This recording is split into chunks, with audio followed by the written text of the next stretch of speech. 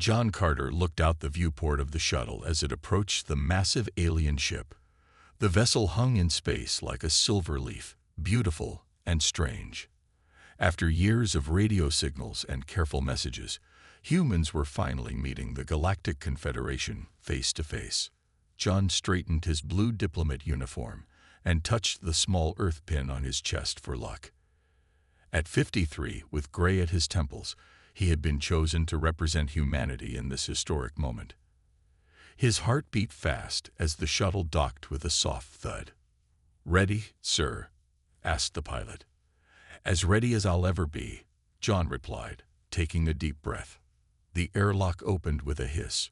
John stepped through into a room with high ceilings and walls that seemed to glow from within. 3 aliens waited for him. They stood nearly 7 feet tall with pale blue skin that shimmered like mother of pearl. Their eyes were large and completely black. The tallest alien stepped forward. "I am Ambassador Zilthran of the Zinthari. Welcome aboard the Eternal Dawn, human representative." John bowed slightly. "John Carter of Earth. I bring greetings from all humanity." Zilthran led John through long hallways to a meeting room where representatives from other alien species waited. Some looked almost human, while others were wildly different. One appeared to be made of shifting crystal, while another floated in a tank of green liquid. As they walked, Zilthran asked, "How old are you, John Carter?" 53 years, John answered proudly. The alien made a strange sound that John's translator rendered as laughter. "So very young. I myself have seen 712 cycles of my world." John tried not to show his surprise. "That's impressive. It is merely average for my kind," Zilthran said with a dismissive wave. "And what is the typical lifespan of your species?" "Most humans live between 80 and 100 years now, with our medical advances."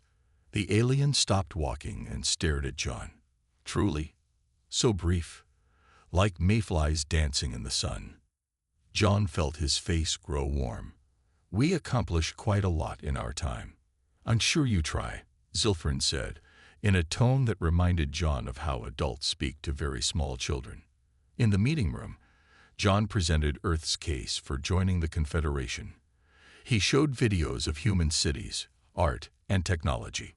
He explained Earth's resources and what humans could offer in trade.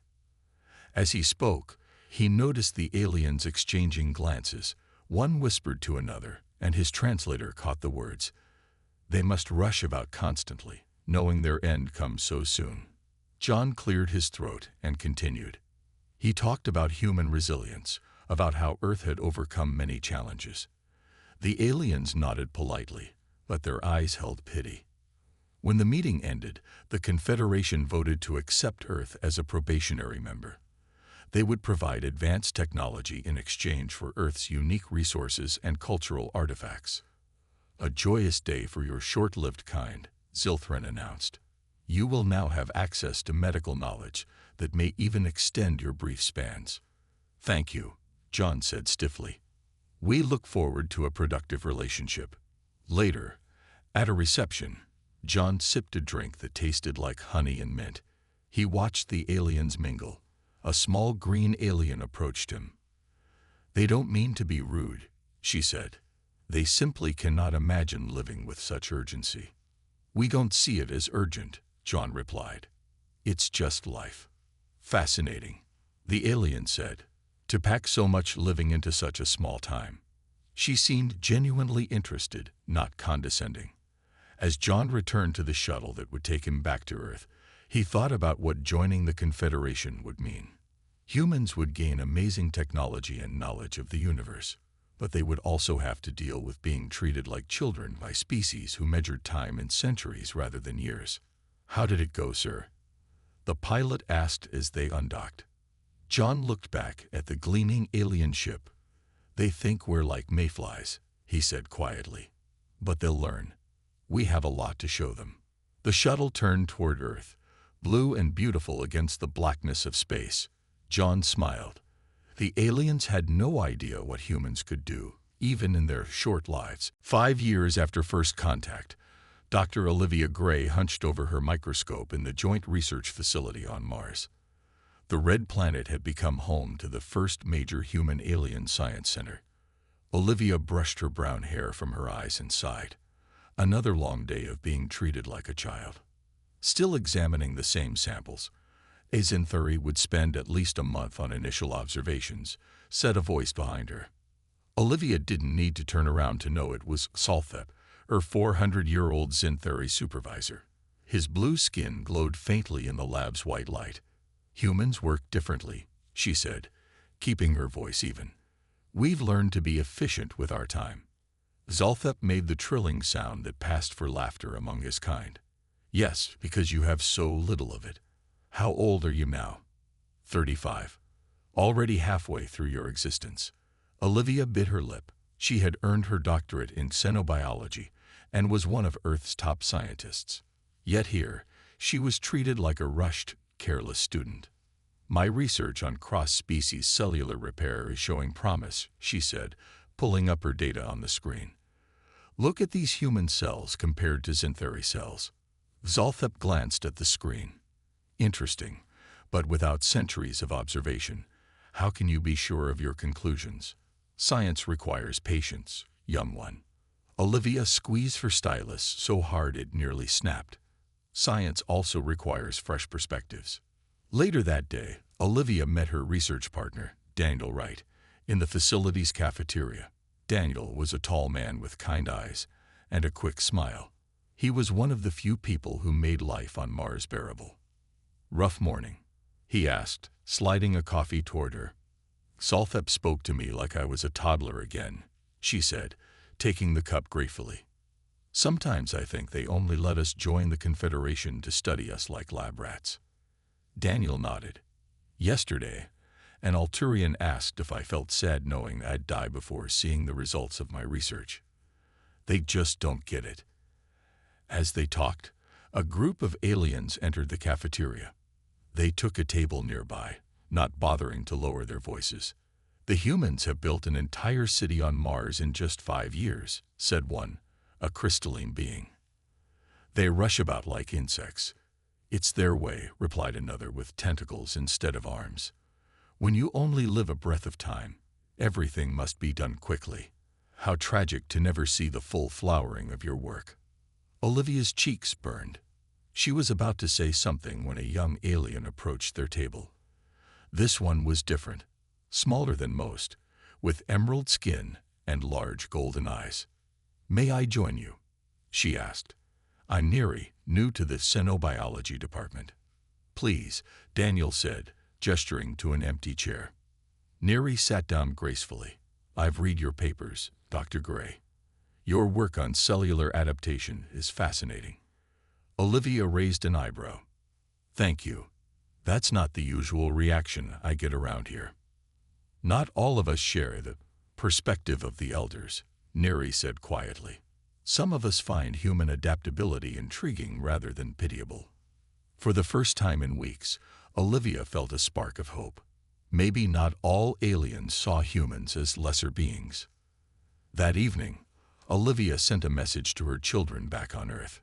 Her daughter had just started college. Her son was in high school.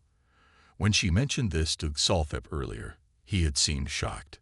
"Your offspring are nearly mature, but you are hardly mature yourself by our standards," he had said. Olivia looked out her window at the red Martian landscape. 5 years of condescension was wearing her down, but something Neri had said stuck with her. Human adaptability. Perhaps that was worth studying more closely. In her lab notes that night, she wrote, "Question: what evolutionary advantages might come from shorter lifespans? Is rapid cellular turnover a bug or a feature?" She didn't know it yet, but this simple question would change everything. Olivia stared at the screen, blinking to make sure she wasn't seeing things.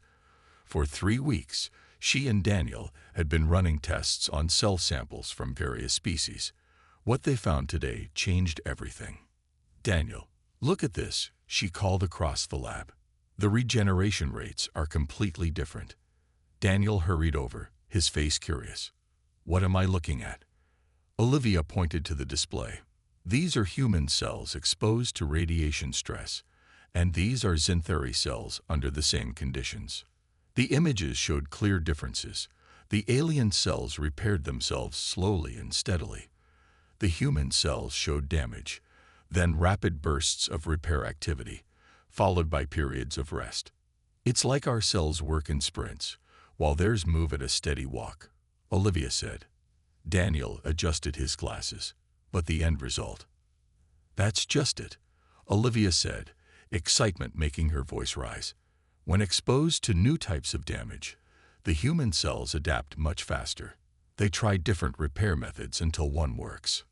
Daniel whistled softly, while the Xanthari cells, they use the same repair method every time. It's reliable but inflexible, Olivia finished. When faced with something truly new, they struggle. They worked late into the night, testing more samples. Human cells showed remarkable variation in how they responded to stress. Some died quickly, but others adapted in surprising ways. It's like we're built for change, Daniel said as they reviewed the results. Fast-track evolution. Olivia nodded slowly. What if our shorter lives aren't a weakness? What if they're a trade-off? The next day, Olivia found Neri in the cafeteria. The young alien listened carefully as Olivia explained their findings. This matches something I've noticed in the archives, Neri said quietly. But it's not information the elders share widely. What do you mean? Olivia asked. Neri looked around to make sure no one was listening. I can show you, but we need access to the medical history vault. That evening, after most researchers had left, Neri led Olivia and Daniel to a restricted section of the facility. Using her access code, she opened a door they had never been through before. The Confederation has existed for thousands of years, Neri explained as they walked through rows of data storage. In that time, there have been several encounters with new pathogens or environmental changes. She pulled up records on a screen. Look at this. 800 years ago, a Xanthari colony on Proxima b faced a new type of radiation when their sun entered an active phase. The images showed the aftermath. An entire colony lost as the aliens' bodies failed to adapt to the changed conditions. And this, Neri continued, showing another file. 300 years ago, a new virus spread through the Alturian homeworld. 40% of the population died before they could develop a treatment. Daniel frowned. But surely with their long lives and advanced technology. That's just it, Neri said. Our technology is advanced because it has to be. Our bodies don't adapt well to new threats. Olivia studied the records carefully. So while aliens live longer, they're incredibly vulnerable to change. Yes, Neri said. The elders don't like to admit it, but long-lived species tend to be biologically conservative. We evolve very slowly. Olivia thought about Earth's history, how life had survived multiple mass extinctions, how humans had spread to every climate on the planet, how quickly they'd adapted to space travel once it became possible. We need to test this more thoroughly, she said. If we're right, this changes everything about how the Confederation sees humans. As they left the vault, a shadow moved at the end of the hallway. Zolthep stepped into view, his eyes narrowed. What are you doing in the restricted archives? He demanded. Olivia straightened her back. Research, sir. Just following the data where it leads. These records are not for human eyes, Zolthep said coldly. Your kind are not ready for such information. Neri stepped forward. With respect, Elder, I believe they are. In fact, they may understand it better than we do. Zolthep stared at the three of them for a long moment. We shall see. The Confederation Council will hear of this intrusion. As he walked away, Olivia felt a chill. They had stumbled onto something important, something that might change humanity's place in the galaxy. But first, they would have to prove it. The emergency alarm blared through the Europa outpost, its high-pitched wail making Sam Mitchell wince. He had been working on the station's water recycling system when the warning came. A quantum radiation storm, something the scientists had never seen before, was heading straight for them. All personnel report to Central Command, ordered a voice over the speakers. Sam rushed through the corridors of the outpost, built beneath the icy surface of Jupiter's moon. When he arrived at Central Command, chaos reigned. Aliens of various species hurried about, their usual calm replaced by something close to panic. Station Commander Krex, a tall Xanthari with deep blue skin, stood at the main console. "The storm will hit in 20 minutes. Our shields cannot fully protect against this type of radiation." "What exactly are we dealing with?" Sam asked. At 35, he was the chief human engineer on Europa. Krex turned to him. "A quantum field disruption unlike anything in our records. The radiation affects cellular structures at the quantum level." A scientist added, "Based on preliminary readings, it will be particularly damaging to our species." Sam looked around the room. There were 15 aliens and 8 humans on the station. "What about humans? Will we be affected differently?" The scientist, an Alturian named Vork, shook his head. "Unknown. This radiation type is new to us. But all biological life will suffer damage. We need to boost the shields," Sam said, thinking quickly. "If we reroute power from the lower levels." Suddenly, the lights flickered. The storm had arrived early. "Brace for impact," Commander Krex ordered. The station shuddered. Equipment sparked and died. A wave of pain washed over everyone in the room as the invisible radiation passed through the shields like they weren't there. Sam fell to his knees, feeling as if his cells were on fire. When the first wave passed, Sam looked up. Everyone in the room was affected, aliens and humans alike. But the aliens seemed worse off. Commander Krex lay on the floor, his blue skin turning a sickly gray. Others were unconscious or shaking uncontrollably. Sam forced himself to his feet, fighting waves of nausea. "Status report," he croaked. The few conscious crew members checked their tablets. The news was grim. The station's outer labs had lost all power. Worse, there were crew members trapped there, cut off from Central Command. "We need a rescue team," Sam said. Vork, the Alturian scientist, shook his head weakly. "Impossible. The radiation levels are too high. Even with suits, exposure would cause permanent cellular damage to our kind." Sam looked at the other humans. They were sick, yes, but still standing. "What about us? Humans, I mean." "You would suffer greatly," Vork said. "Perhaps fatal damage." "But we heal faster," said Lisa, another human engineer. "We saw that in the lab tests." Sam nodded. He had heard about the research Dr. Gray was doing on Mars. "We can handle more radiation than you can. We have to try." Despite protests from the aliens, Sam organized a rescue team of 4 humans. They put on radiation suits, knowing they would offer only partial protection. "This is madness," Commander Krex said, now sitting up but still looking terrible. "You will sacrifice your already short lives." "We're not sacrificing anything," Sam replied. "We're adapting. It's what humans do." The journey through the station was brutal. The radiation came in waves, each one sending pain through their bodies. Twice they had to stop while team members vomited inside their helmets. But they pressed on. In the outer lab, they found 5 alien crew members, all unconscious. Working quickly, they loaded them onto stretchers and headed back. By the time they returned to Central Command, all 4 humans were bleeding from their noses and eyes. But they had saved the aliens, who would have died without help. As Sam collapsed into a chair, Vork scanned him with a medical device. The Alturian's eyes widened in surprise. "Your cells," he said. "They're already beginning to repair themselves in a way ours cannot." "What do you mean?" Sam asked, wiping blood from his face. "The radiation damaged your DNA, as it did ours," Vork explained. "But your cells are trying different repair patterns. Some are failing, but others—" He stared at the scanner in disbelief. "Others are adapting to the radiation." Commander Krex moved closer to look at the readings. For the first time since Sam had known him, the Xanthari looked truly amazed. "In all my 500 years," Krex said quietly, I have never seen anything like this. San was too tired to appreciate the significance. Let me know if we live or die, he muttered, before passing out from exhaustion. 1 month after the Europa incident, the Confederation Grand Hall on Mars buzzed with activity. Representatives from all member species had gathered to hear the findings of a special scientific committee. At the center of attention stood Dr. Olivia Gray, her research now the focus of intense interest. The data from Europa confirms what we discovered in our lab, Olivia said, gesturing to the large display behind her.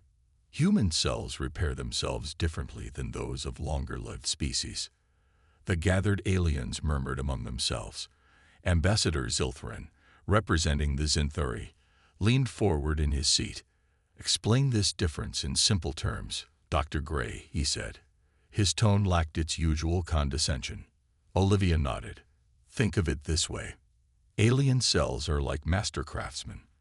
They repair damage perfectly, but slowly, and always using the same techniques. Human cells are more like apprentices. They try many approaches quickly, often failing, but sometimes finding new solutions. The display showed animations of both processes. Alien cells methodically repairing radiation damage, human cells frantically trying multiple repair pathways. The humans who rescued the crew on Europa should have died, said Commander Krex, who had traveled from the moon to attend. Yet within days, their bodies began adapting to the radiation. Some of their cells developed new protection mechanisms we've never seen before. Daniel Wright stepped forward with another set of data. We believe this is directly connected to our shorter lifespans. Human cells replace themselves much more frequently than alien cells, allowing for more genetic variations and adaptations within a single generation. An Alturian scientist raised a thin green hand. Are you suggesting that your short lives are not a disadvantage, but an evolutionary strategy? Exactly, Olivia said. Earth has faced many extinction events and rapid environmental changes. Species that couldn't adapt quickly died out. Humans evolved in this crucible of change. She showed images of Earth's history, ice ages, volcanic eruptions, meteors, and rapid climate shifts. Most Confederation worlds have been stable for millions of years, she continued. Your species evolved for longevity because your environments rarely changed. We evolved for adaptability because ours constantly did. Ambassador Zilthrin stood slowly. At over 700 years old, he was one of the most respected Zinthuri in the Confederation. This is an interesting theory, Dr. Gray, he said. But it doesn't change the fact that we live far longer, more complete lives. What good is adaptation if you barely have time to enjoy the fruits of your knowledge? Olivia had expected this resistance. Ambassador, with respect, I would ask a different question. What good is living for 1,000 years if you can't survive an unexpected change in your environment? The hall fell silent. No one had ever spoken to Zilthran this way. Our different evolutionary paths each have advantages. Olivia continued more gently. Neither is better or worse, just different solutions to different problems. Neri, who had been quietly watching from the side, stepped forward. The evidence is clear. During the Europa incident, no Zinthuri or Alturian could have survived the rescue mission. Without humans, those crew members would have died. Commander Krex nodded solemnly. I owe my life to human adaptability. Perhaps we have been too quick to judge their worth by our own standards. The debate continued for hours. Some aliens, particularly the oldest ones, resisted the idea that short lives could have any advantage. Others, especially those who had worked closely with humans, were more accepting. As the session ended, Zilthrin approached Olivia. Your theory is provocative, Dr. Gray, but theories must be tested. What do you mean? Olivia asked. The universe is full of unexpected dangers, the ambassador said. If humans truly are more adaptable, time will tell. Olivia didn't know then how soon that test would come. As the delegates filed out of the hall, emergency alerts began appearing on communication devices across the room. A strange illness had broken out on 3 Confederation worlds simultaneously. Zilthrin looked at his device. then back at Olivia. "It seems your theory may be tested sooner than I thought." 2 weeks after the scientific presentation, the situation had become dire. The mysterious illness, now called the Stellar Plague, had spread to 12 Confederation worlds. Aliens were dying by the thousands. Their advanced medical technology seemed useless against this new threat. Dr. Peter Johnson, head of the human medical team on Mars, looked at the latest reports with growing concern. The symptoms were always the same: fever, blue spots on the skin, then rapid organ failure. The disease killed 90% of infected aliens within days. "What about human cases?" asked Olivia, who had joined the medical response team. Peter pulled up another chart. "That's the interesting part. About half of humans exposed show no symptoms at all. The other half get sick, but most recover within a week." "Natural immunity and rapid recovery," Olivia murmured, "just like our theory predicted." The Confederation had converted a large dome on Mars into an emergency medical center. Inside, long rows of beds held sick aliens. Human doctors and nurses moved quickly among them, doing what they could to ease suffering. But the aliens kept dying. In one corner, Peter had set up a research lab. Human volunteers who had recovered from the plague donated blood and tissue samples. Scientists worked around the clock to understand why humans could survive when aliens could not. "Look at this," Peter said, pointing to a microscope screen. "The virus attacks cells in a way similar to the quantum radiation. Our cells try multiple repair strategies until they find one that works." "And the aliens?" Olivia asked. "Their cells try the same defense every time," Peter explained. "It never works, and they die." Ambassador Zilthrin entered the medical dome, his usually proud posture now slumped with worry. The plague had reached the Zinthari homeworld. Millions were infected. "Have you made any progress?" he asked, his voice lacking its usual strength. "We think so," Peter replied. "We've identified antibodies in humans who recovered from the illness. We're working on a treatment using these antibodies." "How soon?" Zilthran demanded. "A few days for initial trials," Peter said. "If it works, we can start wider treatment next week." Zilthran looked around the dome at the suffering aliens. "We don't have days. Every hour, thousands more die." Peter understood the ambassador's frustration. "We're working as fast as we can." "That's what your kind always says," Zilthran snapped. "Everything in a rush. Perhaps if you lived longer, you would develop more patience." Olivia stepped forward. "Ambassador, it's precisely because we don't live as long that we might save your people.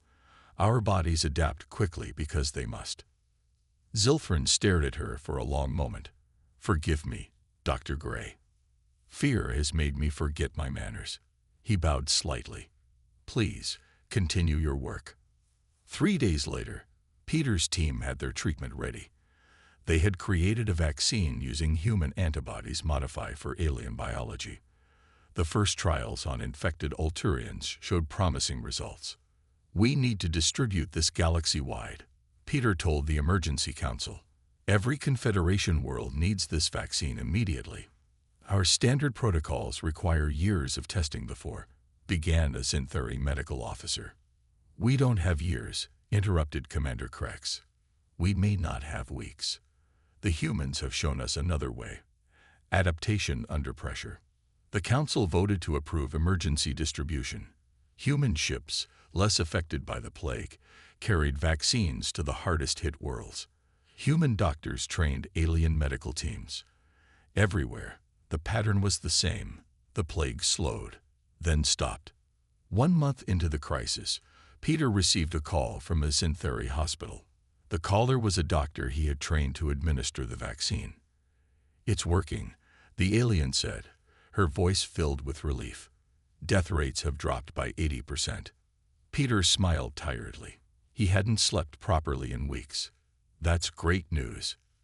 "There is something else," the Zinthari doctor added. "The Council wishes to speak with you and Dr. Gray.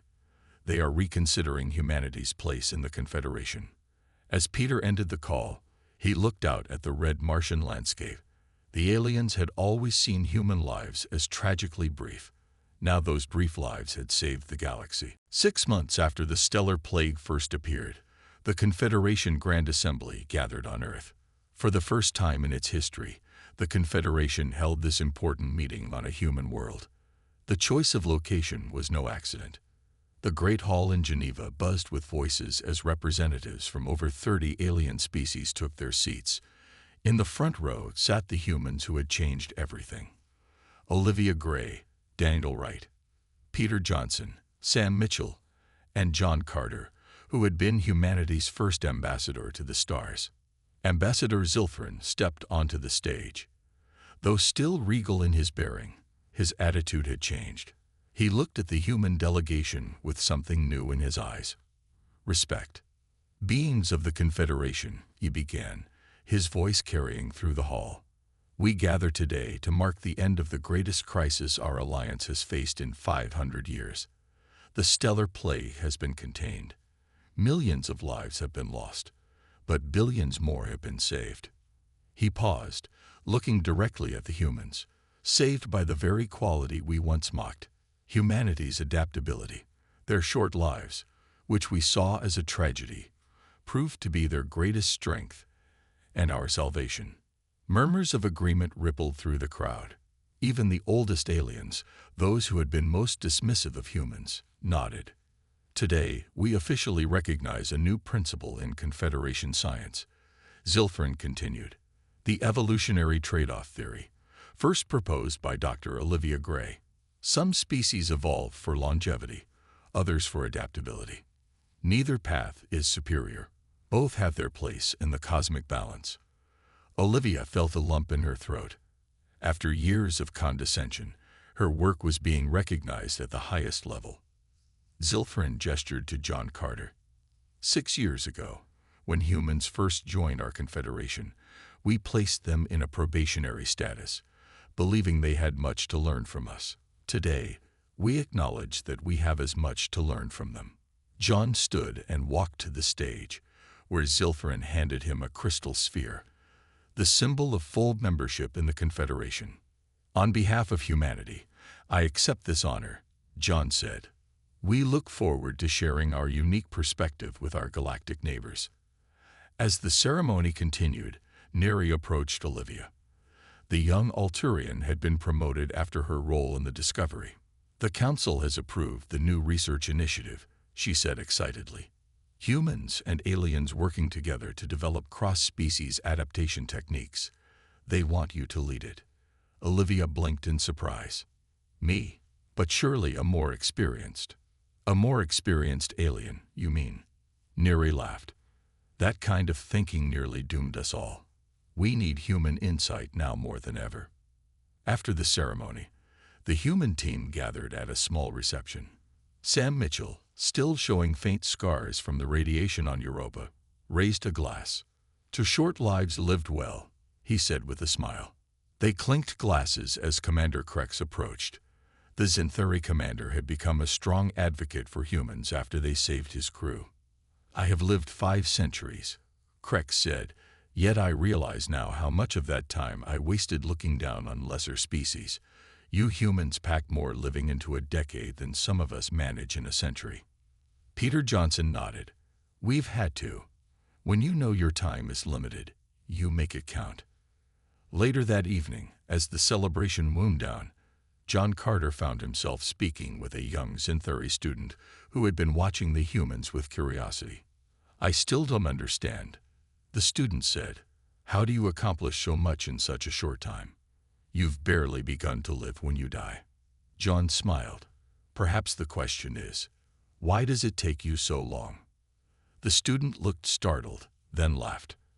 A real laugh, not the condescending trill John had heard so often before.